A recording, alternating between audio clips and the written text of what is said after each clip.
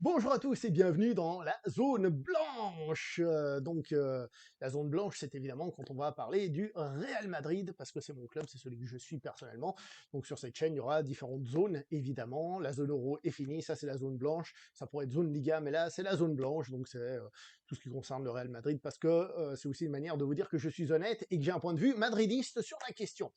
Supercoupe d'Europe qui opposait donc l'Atalanta di Bergamo, l'Atalanta de Bergame contre le Real Madrid, Supercoupe d'Europe, qui avait entre autres comme particularité et comme intérêt, c'était les débuts de Monsieur Kylian Mbappé, qui débutait avec le Real Madrid dans cette attaque.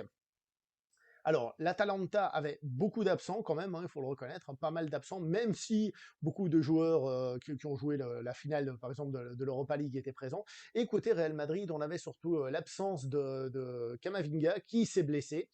Alors, il s'est pas fait les croisés en ce moment, c'est la mode les croisés hein, à Madrid, il faut faire très attention avec ça.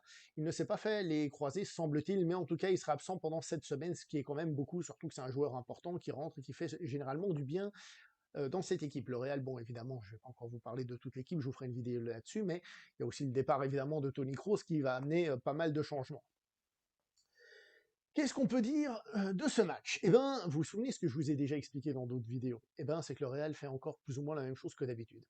On a une Atalanta qui est arrivée. Au début, peut-être un petit peu fébrile, il fallait qu'ils rentrent un petit peu dans le match.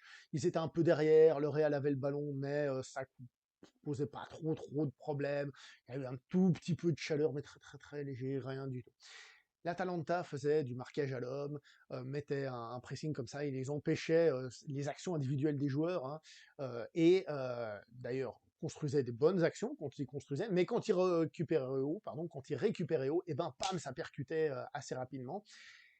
Ça n'a pas créé beaucoup d'occasions, mais tu voyais que l'Atalanta était là. Ils étaient venus pour gagner. Ils n'étaient pas là en train de faire du tourisme hein, à Varsovie. Non, non, ils sont venus pour jouer ce match et jouer avec tout ce qu'ils pouvaient. Et cette Atalanta a été, ma foi, assez séduisante. Alors la première mi-temps, pour un spectateur neutre, je pense que c'est assez chiant. C'était très intéressant d'un point de vue opposition tactique, ce que faisait l'Atalanta justement pour essayer de contrer tout ça. Je rappelle quand même l'Atalanta qui a battu les Leverkusen, là comme ça a l'air de rien, mais un Leverkusen qui était invulnérable toute la saison et qui a perdu ce match avec un score assez gros, hein, donc pour dire que méfiance quand même, surtout que sur le terrain, bah, c'était pas si facile que ça. Alors on a eu, certes, de ballons sur la latte d'un côté comme de l'autre, hein, celui du Real plus dangereux que celui du côté de l'Atalanta, bon c'était une déviation, ça aurait pu aller dedans, hein, ça aurait été but quand même, mais disons que l'action était plus madrilène dans ce cas-là, mais bon, on va dire une première mi-temps quand même assez sage. La deuxième mi-temps commence et c'est un petit peu pareil dans un premier temps. Et là, on a un fait de match, une action, une tête du joueur italien et Thibaut Courtois qui fait une parade spectaculaire. Alors, on connaît le Real, hein, s'ils avaient marqué ce but, on sait que le Real serait revenu, on le sait. Non, mais euh, Courtois, c'est un gardien qui marque des buts. C'est-à-dire que sa parade, c'est une parade de valeur but. Certes, c'est pas un but qui compte, il n'y aura pas de stats, il n'y aura pas ce que vous voulez, mais on a donc quelque chose de gros et de fort dans ce qu'il fait à ce moment-là. Il fait une différence. Et cette différence, eh ben, on la retrouvera peu à peu sur le terrain. Parce que, qu'est-ce qui se passe comme d'habitude? L'Atalanta n'arrive pas à garder ce rythme, n'arrive pas à garder cette vitesse, là où au début, les attaquants de Madrid étaient perdus, ils n'arrivaient pas, et ben là, peu à peu, ça rentre, peu à peu, ça rentre, peu à peu, ça rentre. Et on a un but de monsieur Valverde. Valverde qui marque, certes un but facile, hein, il est sur la ligne, c'est Vinicius qui fait la différence. Évidemment, les jambes commencent à devenir lourdes, gérer tout ça, tous ces joueurs, ça devenait difficile. Papa, il percute, il centre, but de monsieur Valverde. Valverde, quel joueur quand même ce Valverde, il faut quand même le rappeler, hein, parce que c'est un joueur qui n'est peut-être pas le plus tarifié, mais il travaille, il a une énergie et tout ça. Et d'ailleurs, dans la première mi-temps, hein, là on est dans la deuxième, mais dans la première mi-temps, Valverde, c'était un de ceux qui arrivait un petit peu à amener un peu d'énergie, à casser un peu les habitudes pour créer un surnombre, quelque chose. Bref, on a le but, et après le but, bah, qu'est-ce qu'on a eu? Eh ben, un enchaînement, une période madridiste, bam, bam, bam, bam, bam, qui n'a pas donné grand-chose, entre autres parce que le gardien de l'Atalanta a sorti quelques parades quand même, hein, de qualité, mais ça a continué jusqu'à ce que Monsieur Mbappé marque son premier but avec le Real.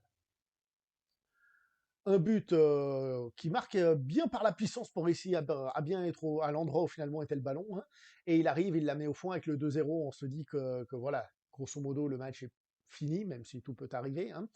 Assez rigolo, donc il le célèbre à la Mbappé, hein. Et que fait Vinicius? Il vient à côté, il fait la même célébration, preuve que, en tout cas, c'est un signal qui est envoyé aux médias pour dire, en tout cas aux médias, on va dire, pour dire, il n'y a pas de problème ici, pour le moment, du moins, il n'y a pas de problème ici. Donc, le Real gagne 2-0. Et ensuite, on a des joueurs, que ce soit Bellingham, que ce soit Vinicius, que ce soit Mbappé, un peu, qui prennent le ballon et qui partent au courant, bam, bam, bam, bam, et qui percutent, et qui cassent les défenses. Et là, on se dit, voilà, ils sont en train de totalement tomber, l'Atalanta. Et puis finalement, sur la fin, le Real lève le pied, tout simplement parce qu'ils y arrivent moins. C'est le début de la saison. Et l'Atalanta recommence à jouer un petit peu, mais sans poser trop de problèmes. Et voilà, le Real gagne 2-0. Super champion d'Europe. Alors c'est un petit trophée, on va pas commencer à faire, mais vaut mieux le gagner et je voulais qu'il le gagne, donc voilà, je suis content. Un petit mot sur l'attaque et surtout Monsieur Kylian Mbappé, Mbappé, on va l'appeler Mbappé, parce qu'on dit ça, en français on dit Mbappé, alors que ça doit se dire Mbappé. Donc si on dit le M, on va le dire en espagnol. Mbappé. Non, mais ça c'est une blague que j'ai piqué à un mec à la télé. Cherchez pas. Bref, j'ai trouvé qu'il était un peu entre guillemets perdu sur le terrain. C'est-à-dire que bon, quand il était en neuf, en première mi-temps, évidemment, ça s'est mal passé, mais ça s'est mal passé pour tout le monde. Il y a que Vini, hein, qui arrivait un petit peu à percuter. En deuxième mi-temps, il a commencé par une action sur le côté gauche, où tout de suite, il a montré un petit peu ses qualités. Euh, alors, je dis pas qu'il est perdu, complètement largué, qu'avec ses collègues, ça va pas, etc., etc., mais c'était difficile. Mais je pense que c'est même pas, comment dire, c'est pas tout le temps de sa faute. Non, on verra ça avec le temps. On va pas condamner. Mais c'est clair qu'on voit Vinicius qui tout de suite fait des différences, fait des trucs, et lui qui avait un petit peu plus de mal à se trouver, etc. Il a pas, par exemple, pris un ballon et fait un gros truc. En première mi-temps, il reçoit un ballon, à un moment donné, il fait une action, mais il est entouré de 4 gars, il peut rien faire. Bon, bah, il essaye. Bon, bah, voilà, quoi. C'est la première mi-temps. En deuxième mi-temps, là où il aurait pu mettre une accélération de folie et tout ça, il l'a pas fait. Mais bon, il a marqué son but. En plus de marquer pour gagner le match, ce qui est important, c'est que son but, bah, va le calmer lui, va calmer les attentes. Voilà, premier match, premier but, un match, un but, c'est pas mal, hein. Si on regarde les stats avec Vini qui a pas de but, et ben il en a beaucoup plus. Et puis on va faire des commentaires Facebook en mode 1-1-1, c'est qui le meilleur? Regardez, il a beaucoup plus de buts. Vous voyez, des trucs à la con comme ça. Donc, pour lui, j'ai trouvé que c'était un premier match plutôt intéressant où il a encore un peu de la difficulté à se trouver. Mais globalement, ce qui est intéressant, c'est qu'il y a eu pas mal de permutations, justement. Il s'est retrouvé sur la gauche, Mbappé, Vini était dans l'axe, etc., etc. Rodrigo, qui est sorti, il a été applaudi, il a salué. Est-ce que c'est un salut un peu en mode, je pense partir, je pense pas cette saison, puisque le championnat commence ce dimanche pour le Real. Mais Rodrigo, qui a été plutôt en jambes, on va pas dire qu'il était mauvais, mais c'est sûr que il n'a pas l'air d'être, encore une fois, au niveau de Vini, hein, ça a un peu le problème. Et Mbappé, malgré tout, il a montré une accélération et tout ça. Évidemment, c'est le début, il vient d'arriver, ce sont ses premières minutes avec le Real sur le terrain, etc.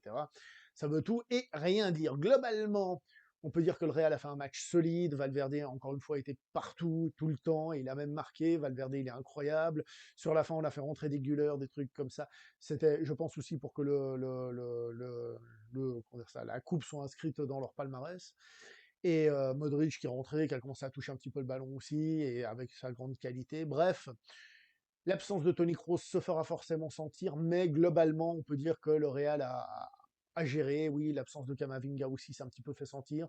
Malgré les qualités qu'on a dit de l'Atalanta, la défense a été plutôt solide. Rudiger s'est même permis de monter parfois en attaque et de manière un petit peu fofolle. Voilà, un match à l'arrivée globalement tranquille, même si pendant le déroulé du match, on pouvait ne pas être satisfait, mais ça c'est ce que je vous ai déjà expliqué sur la finale de la Ligue des Champions et tout ça. Le Real il fait souvent ça, c'est-à-dire il impose un niveau on va dire moyen sur tout le match, et l'adversaire il commence fort pour essayer d'atteindre ce niveau moyen, et après il se fatigue grosso modo, c'est ça. Je vais m'arrêter là pour cette première zone blanche. Le Real gagne 2-0 contre Atalanta, Real Madrid, en plus d'être le plus grand club de l'histoire, c'est aussi le super champion d'Europe de cette année. Rien que ça.